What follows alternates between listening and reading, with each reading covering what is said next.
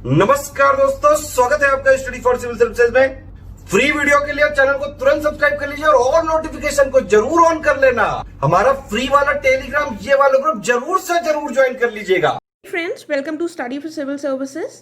इस वीडियो में हम बात करेंगे जो आपको रिसेंटली यूपीपीसीएस 2020 से रिलेटेड टेस्ट सीरीज प्रोवाइड की गई है फ्रॉम टेस्ट 1 टू टेस्ट 10।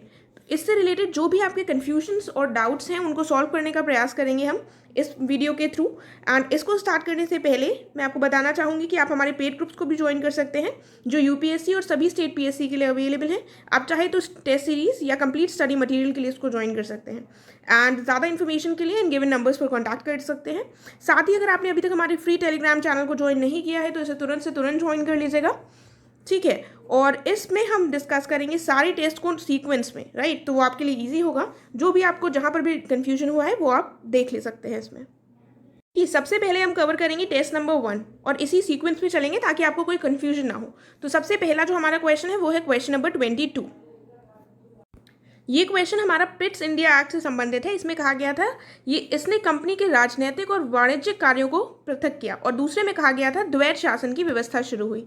देखिए, तो इसमें सही नहीं पूछा गया था। मैंने आपको बताया था ऑप्शन नंबर डी होगा क्योंकि दोनों ही स्टेटमेंट सही हैं। तो द्वैध शासन के लिए कुछ लोग कंफ्यूज थे, तो मैं आपको बता देती हूँ। राजनीतिक और जो वाणिज्यिक मामले थे वो अलग अलग हो गए थे, इसीलिए इसको डायरार्की यानी कि डुअल सिस्टम कहा जा रहा था, राइट। इसके द्वारा एक बोर्ड ऑफ कंट्रोल और दूसरा हमारा कोर्ट ऑफ डायरेक्टर्स, ये दो डिफरेंट संस्थाएं हो गई थी। जो बोर्ड ऑफ कंट्रोल था वो ब्रिटिश गवर्नमेंट के अंतर्गत आता था, और जो कोर्ट ऑफ डायरेक्टर्स था इसको अपॉइंट किया गया था, ये बेसिकली कंपनी के लोग इसमें शामिल थे।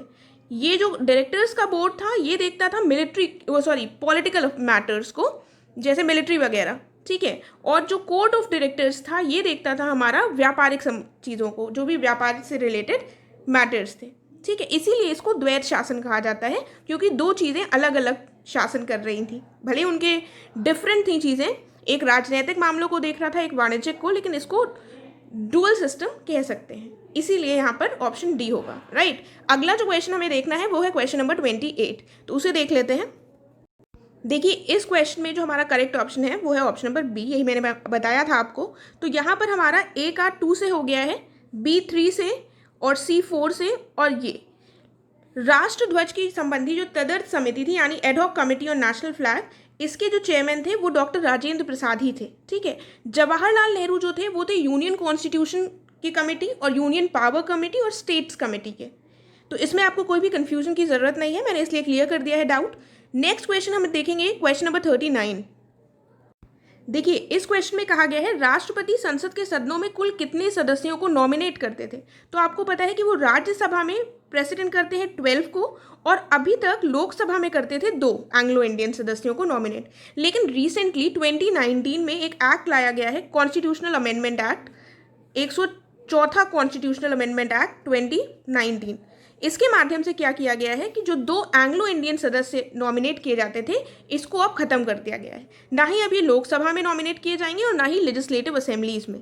इसीलिए अब हमसे अगर क्वेश्चन पूछा जाता है कि संसद में, दोनों सदनों में पूछा जा रहा है कि कुल कितने सदस्य नॉमिनेट किए जाते हैं, तो केवल राज्यसभा से ही नॉमिनेट किए जाएंगे। इसलिए हमारा आंसर मैंने बताया था ऑप्शन नंबर ए होगा, यानी 12, ठीक है। तो इसमें आपको कंफ्यूज होने की जरूरत नहीं है, ऑप्शन डी नहीं होगा, इसका 12 होगा, क्योंकि रिसेंटली करंट अफेयर्स से रिलेटेड है, राइट। अगला क्वेश्चन जो है वो है हमारा 95th, वो देख लेते हैं। इस क्वेश्चन में पूछा गया है कौन सा सुमेलित नहीं है, ठीक है। तो मैंने आपको ये बता दिया था कि खीर गंगा जो है ये उत्तराखंड से सुमेलित नहीं है, ये सुमेलित होगा हिमाचल प्रदेश से। लेकिन ऑप्शंस बताते वक्त मैंने आपको ऑप्शन बता दिया था 2 और 3, बी बता दिया था, क्योंकि ये दोनों सुमेलित हैं। तो इसमें आपको कन्फ्यूजन नहीं होना चाहिए, थोड़ा स्लिप ऑफ टंग हो गया था यहाँ पर। ये इस क्वेश्चन में पूछा गया है कौन सा सुमेलित नहीं है, ठीक है। मैंने आपको बताया था खीर गंगा राष्ट्रीय उद्यान जो है ये हिमाचल प्रदेश में है, ना कि उत्तराखंड में, ठीक है। और ये दोनों जो है वो सुमेलित है, वंसदा राष्ट्रीय उद्यान गुजरात और इंटाकी राष्ट्रीय उद्यान नागालैंड। लेकिन मैंने आपको आंसर बता दिया था ऑप्शन नंबर बी, 2 और 3 का बता दिया था कि ये सही है। लेकिन क्वेश्चन में पूछा गया है सुमेलित नहीं है, तो केवल पहला सुमेलित नहीं है, इसलिए इसका करेक्ट ऑप्शन सी हो जाएगा, राइट। तो आपको पता, ये इंपॉर्टेंट है कि आपको पता होना चाहिए कि कौन सा कहाँ पर है, वो ज़्यादा इंपॉर्टेंट है, ठीक है। इसके बाद हम देख लेते हैं क्वेश्चन नंबर 112। देखिए, इसमें आप लोगों को कन्फ्यूजन था कि डिफेंस एक्सपो 2020 की थीम क्या है। इसका मैंने आपको आंसर बताया था ए, यही इसकी थीम है। कंफ्यूज मत होइए, आप चाहें तो इसकी डिफेंस एक्सपो की ऑफिशियल वेबसाइट पर इसको चेक कर सकते हैं। ठीक है, तो हमारे टेस्ट 1 से रिलेटेड जितने भी डाउट्स थे वो क्लियर हो गए हैं। अब हम देखते हैं टेस्ट 2 में। अब हम टेस्ट 2 में देख लेते हैं। सबसे पहले हम देखेंगे क्वेश्चन नंबर 18।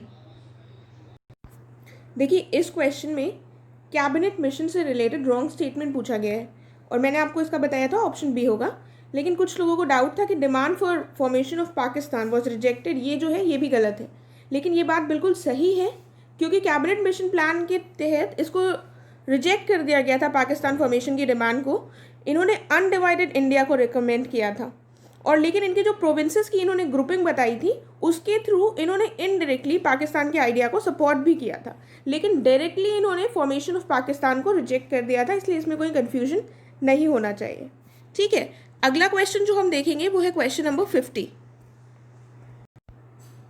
देखिए, इस क्वेश्चन में बात की गई है सुनामी से रिलेटेड स्टेटमेंट्स दिए गए हैं, और पहले में कहा गया है tsunami waves get higher as they approach the coast. ये स्टेटमेंट सही है, लेकिन दूसरे स्टेटमेंट में कहा गया है their speed is more in shallow sea और लेस इन डीप सी।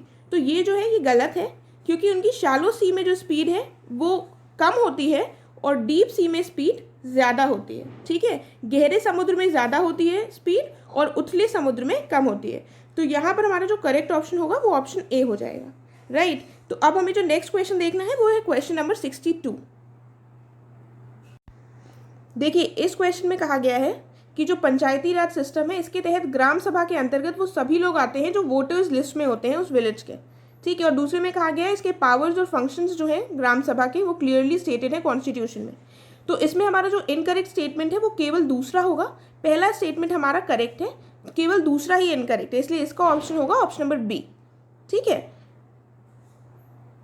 अब हम टेस्ट 3 में देखेंगे। टेस्ट 3 में जो क्वेश्चन देखेंगे वो है क्वेश्चन नंबर 6।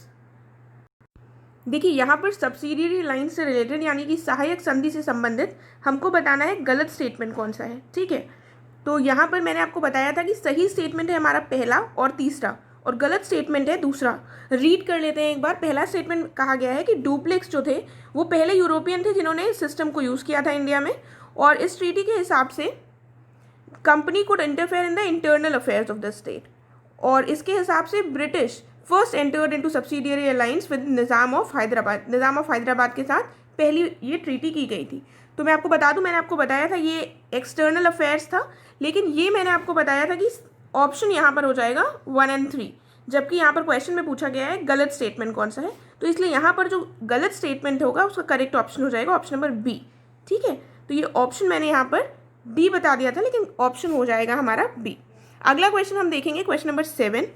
देखिए, क्वेश्चन नंबर 7 में रेगुलेटिंग एक्ट ऑफ 1773 से रिलेटेड जो सी वाला स्टेटमेंट है, देखिए यहाँ पर गलत कथन पूछा गया है। गलत कथन ये है कि कंपनी के कर्मचारियों के निजी व्यापार को कुछ शर्तों के साथ अनुमति दी गई थी, ये गलत है। ठीक है, लेकिन आपको ये कन्फ्यूजन था कि सी वाला भी गलत होगा, इसमें थोड़ी सी मिस प्रिंटिंग हो गई है।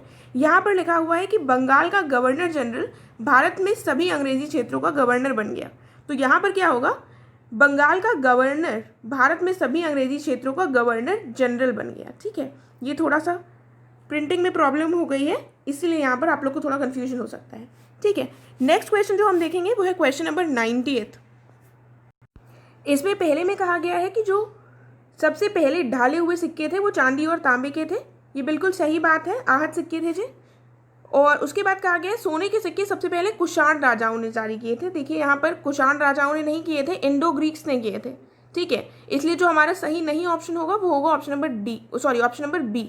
केवल दूसरा जो है वो सही नहीं है, क्योंकि सबसे पहले जो सोने के सिक्के जारी किए गए थे वो किसके द्वारा किए गए थे, इंडो ग्रीक्स के द्वारा। ठीक है, इन्होंने काफ़ी ज़्यादा संख्या में बाद में किए थे, लेकिन शुरुआत की गई थी इंडो ग्रीक्स के द्वारा। आ गए हैं मॉक टेस्ट 4 में, इससे रिलेटेड देख लेते हैं। सबसे पहला जो क्वेश्चन देखना है वो है हमारा क्वेश्चन नंबर 2।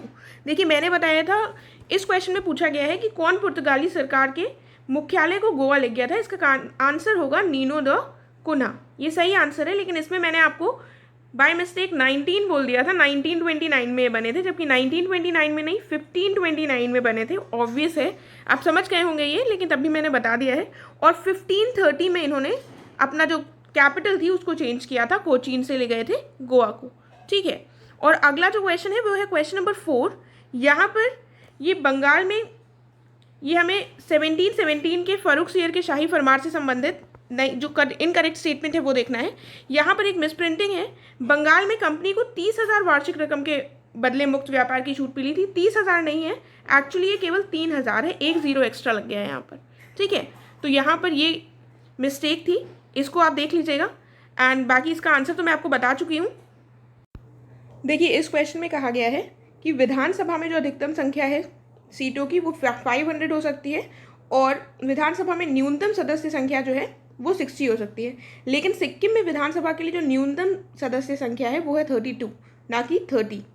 राइट, तो यहाँ पर जो हमारा करेक्ट आंसर होगा वो होगा option number 1, option number A, यानी 1 और 2। देन नेक्स्ट क्वेश्चन हमें देखना है 148। इसमें बात की गई है सीप्री यानी कि Stockholm International Peace Research Institute द्वारा जो जारी रिपोर्ट है उसके बारे में। पहले में कहा गया है इसके मुताबिक भारत ने सर्वाधिक हथियार रूस से मंगवाए हैं, और सेकंड में कहा गया है भारत जो है वो विश्व में हथियारों का सबसे बड़ा आयातक देश है। तो ये सबसे बड़ा आयातक नहीं है, सेकेंड नंबर पर आता है, सेकेंड पोजिशन पर। तो फर्स्ट स्टेटमेंट करेक्ट है, सेकेंड इनकरेक्ट है। थर्ड में कहा गया यूएसए विश्व में हथियारों का सबसे बड़ा निर्यातक है, ये भी सही है। यहाँ पर जो हमारा करेक्ट ऑप्शन होगा वो होगा ऑप्शन नंबर सी। राइट, 1 और 3 जो है ये दोनों सही हैं, ये हमारा करेक्ट हो जाएगा। टेस्ट 5 में हमको 2 क्वेश्चंस देखने हैं, देख लेते हैं उनको। इस क्वेश्चन में मैंने आपको बताया था कि अनुशीलन समिति जो है वो करेक्टली मैच्ड है। एक्चुअली इसमें कोई भी करेक्टली मैच नहीं है, क्योंकि अनुशीलन समिति का संबंध बारिंद्र कुमार घोष और अरविंदो घोष से था, ठीक है, ना कि ज्ञानेंद्र नाथ बसु से। और बाकी ये 3 ऑप्शंस भी गलत हैं, तो यहाँ पर कोई भी ऑप्शन हमारा करेक्ट नहीं है। अगला क्वेश्चन जो हमें देखना है वो देख लेते हैं। इस वाले क्वेश्चन में 4th 5th year 5 year plan की बात की गई है, और गडगिल जो प्लान है वो 4th से संबंधित नहीं है, वो किससे संबंधित है, 3rd 5 ईयर प्लान से।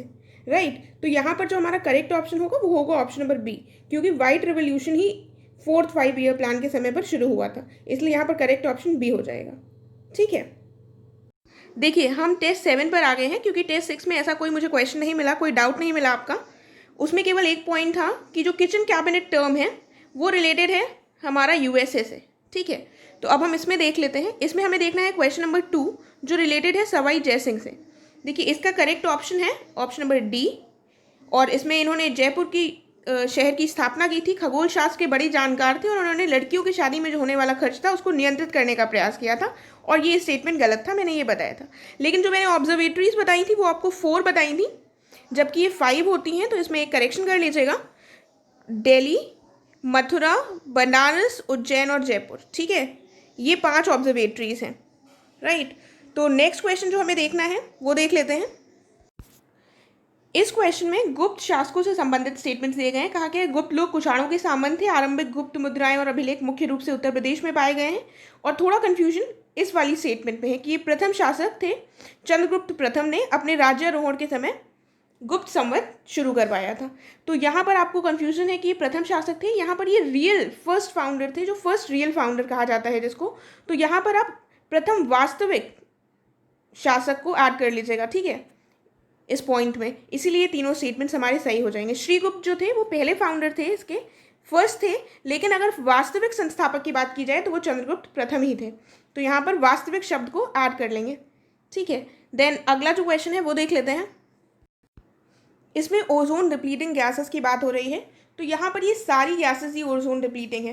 Chlorofluorocarbons, methyl chloroform, methyl bromide, methane और कार्बन टेट्राक्लोराइड, ठीक है। जो भी ग्रीन हाउस गैसेस हैं वो ओजोन डिप्लीटिंग है, इसलिए इसको मीथेन भी इसमें ऐड करेंगे। ऑप्शन हमारा डी हो जाएगा करेक्ट।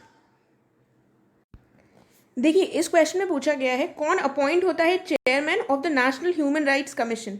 यहाँ पर जो हमें ऑप्शंस दिए गए हैं उससे हमें करेक्ट ऑप्शन चूज करना है, ठीक है। आप लोगों ने जैसे पूछा है कि protection of human rights amendment act के द्वारा जो सुप्रीम कोर्ट के जज रहे हैं उनको भी अपॉइंट किया जा सकता है। बिल्कुल सही बात है, किया जा सकता है, लेकिन हमारे सामने जो ऑप्शन है उसमें हमारा जो करेक्ट ऑप्शन है वो बी होगा, ठीक है। तो इसमें बिल्कुल भी कंफ्यूज होने की ज़रूरत नहीं है। नेक्स्ट क्वेश्चन देख लेते हैं, 143 क्वेश्चन। इस क्वेश्चन में कहा गया है कि आर्टिकल 356 जो है उसके तहत जो उद्घोषणा की जाती है प्रेसिडेंट्स रूल की, उसकी वैधता क्या होगी। तो मैंने आपको बताया था कि ऑप्शन डी होगी, क्योंकि मैक्सिमम इसकी वैधता 3 वर्ष की हो सकती है, ठीक है। 6 महीने में एक बार होगी, उसके बाद उसको बढ़ाकर मैक्सिमम टाइम पीरियड कितना हो सकता है, 3 वर्ष, ठीक है, इसीलिए मैंने ये आपको बताया था, मैक्सिमम वैधता यहाँ पर बताई थी। ठीक है, ये अब हम टेस्ट 8 में आ गए हैं। इसमें देख लेते हैं क्वेश्चंस को। इसमें बात की गई है कि जो संविधान के भाग 11 में पंचायती राज दिया गया है उसके अनिवार्य प्रावधान क्या है। देखिए, अनिवार्य प्रावधान पूछा गया है। मैंने आपको बताया था कि पहला और दूसरा ऑप्शन यहाँ पर करेक्ट होगा, यानी कि तीनों स्तरों पर सभी सीटों के लिए यहाँ पर प्रत्यक्ष चुनाव होगा, राइट। लेकिन राज्य निर्वाचन आयोग की भी स्थापना की बात की गई है यहाँ पर, इसी के अंतर्गत अनिवार्य प्रावधानों में। फिर जो थर्ड पॉइंट दिया गया है, पंचायत के किसी भी स्तर पर पिछड़े वर्ग के लिए स्थानों का आरक्षण, ये एक अनिवार्य प्रावधान नहीं है, ये ऑप्शनल है। ठीक है, इसीलिए हमारा जो करेक्ट ऑप्शन होगा वो ऑप्शन नंबर 1 होगा। इसमें कंफ्यूजन की जरूरत नहीं है। आई होप आप समझ गए होंगे। नेक्स्ट क्वेश्चन देख लेते हैं। इस क्वेश्चन में पास्चराइजेशन के प्रोसेस में से रिलेटेड पॉइंट्स दिए गए हैं। एक हीट ट्रीटमेंट की प्रक्रिया है जो कुछ खाद्य पदार्थों और पेय पदार्थों में रोगजनक सूक्ष्म जीवों को नष्ट करती है। देखिए, ये स्टेटमेंट सही है, दूसरी स्टेटमेंट भी बिल्कुल सही है, लेकिन आपको यहाँ पर कंफ्यूजन है कि ये 15 से 30 मिनट है। तो मैं आपको बता देती हूँ, पास्चराइजेशन की जो प्रोसेस होती है ये कई प्रकार से होती है, और यहाँ पर प्रक्रिया की बात हो रही है दूध से रिलेटेड। तो ये जो उसके टाइप्स होते हैं उसमें एक टाइप होता है फ्लैश पास्चराइजेशन या हाई टेम्परेचर शॉर्ट टाइम। ठीक है, इसके अंतर्गत ही दूध को पास्चराइज किया जाता है, मिल्क का पास्चराइजेशन होता है, और जिसमें टेम्परेचर जो है वो काफ़ी हाई रखा जाता है और शॉर्ट टाइम रखा जाता है, यानी 15 से 30 सेकेंड, राइट। और टेम्परेचर 70 डिग्री से थोड़ा ऊपर होता है, लगभग 72 to 74 डिग्री सेल्सियस। इसके अलावा भी पास्चराइजेशन के जो टाइप्स होते हैं उसके अंतर्गत आता है, एक आ जाता है लो टेम्परेचर लॉन्ग टाइम, जिसमें ज़्यादा टाइम लिया जाता है, मिनट्स में होता है वो टाइम, और अल्ट्रा हाई टेम्परेचर। ठीक है, तो यहाँ पर पॉइंट दूध से रिलेटेड था, इसलिए ऑप्शन हमारा बिल्कुल सही है। इसलिए करेक्ट ऑप्शन जो था हमारा वो सी ही होगा। ठीक है, ये क्वेश्चन हमने टेस्ट 9 में कवर किया हुआ है। इस क्वेश्चन में थोड़ी सी मिस्टेक है, ये दोनों ही स्टेटमेंट्स 90 ईस्ट रिज से संबंधित नहीं है। यहाँ पर होना चाहिए consider the following statement and choose the correct one, right. तो जो हमारा पहला स्टेटमेंट है 90 ईस्ट रिज, ये इंडियन ओशियन में है, इसलिए ये गलत स्टेटमेंट है। और दूसरा स्टेटमेंट है कि एंडरबी प्लेन जो है अंडर सी प्लेन है अंटार्कटिका में, ये बिल्कुल सही है। ठीक है, तो इसके साथ और मुझे कोई क्वेश्चन नहीं मिला है टेस्ट 9 में और टेस्ट 10 में। आई हैव ट्राइड कि आपके सारे जो भी डाउट्स थे वो सारे क्लियर हो जाएं। इसके बाद भी अगर आपको कोई डाउट रहता है तो आप प्लीज़ उसको कमेंट में लिखिएगा, and I will try my level best to solve it. Thank you so much.